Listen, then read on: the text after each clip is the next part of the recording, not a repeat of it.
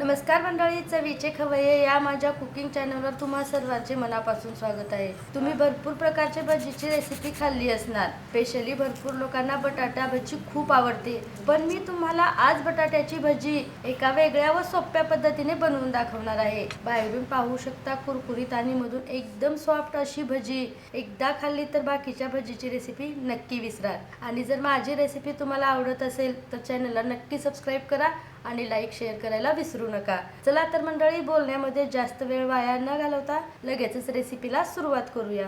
तर इथे ही बटाट्याची भजी बनवण्यासाठी मी 1/2 किलो बटाटे घेतलेले आहे आणि बटाट्याला 90% उकडून घेतलेले आहे। याचं कारण मी तुम्हाला पुढे सांगते। आणि ही बटाट्याची भजी बनवताना बटाट्याला आपल्याला खिसूनच घ्यायचा आहे, मॅश करून घ्यायचं नाही। मॅश करून घेतल्यामुळे त्याच्या गाठी राहतात। तर इथे पाहू शकता एक एक करून मी पूर्ण बटाटे असं किसून घेतलेले आहे। तर आता या बटाट्याच्या भजीची चव वाढण्यासाठी आपल्याला इथे फक्त 2 मसाल्याचा वापर करायचा आहे। त्यासाठी सर्वात अगोदर 1 चमचा चिली फ्लेक्स, सुकलेल्या मिरचीचे कुटलेले दाणे। जर हे नसतील तर तुम्ही 2 ते 3 बारीक चिरलेल्या हिरव्या मिरच्या इथे वापरू शकता।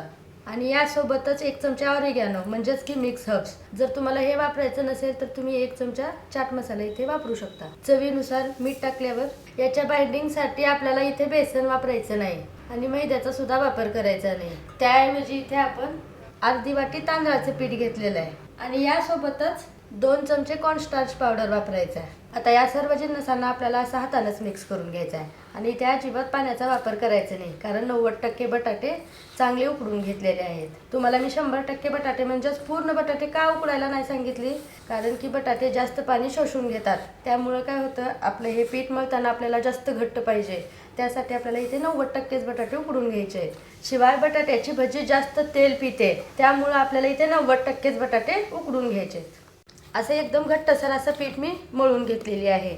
आणि जर तुमचं पीठ हाताला जास्त चिटकत असेल तर तुम्ही इथे 2 ते 3 थेंब तेल टाकून ह्याला असं मळून घेऊ शकता। आणि जर तुमचं पीठ जास्त सैल झालं असेल तर कॉर्नफ्लॉवर आणि 2 चमचे तांदळाचे पीठ असा वापर करून पिठाची कन्सिस्टन्सी ॲडजस्ट करू शकता। आता काय करायचं आहे, मळून घेतलेल्या पिठाला आपल्याला थोडं सुद्धा रेस्ट द्यायचं नाही, कारण बटाटे आहेत, बटाट्याला पाणी सुटलं जातं। म्हणून आपल्याला लगेच आता याची भजी बनवायला घ्यायची आणि त्या भजीसाठी असं मी एक उंडा काढून घेते।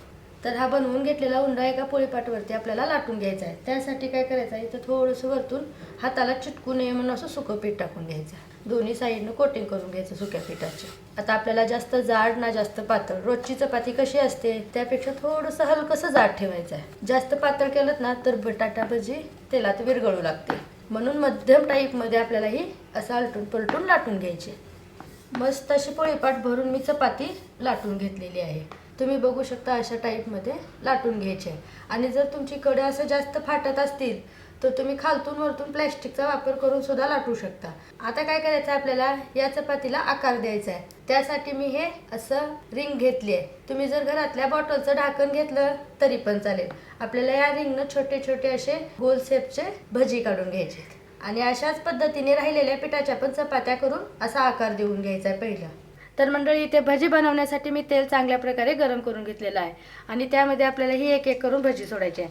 आणि तेल आपल्याला इथे जास्त गरम करत बसायचं नाही, जास्त गरम केलं ना तर भजी एकदम असं करपायला लागतात आणि त्या एकदमच वरी येतात।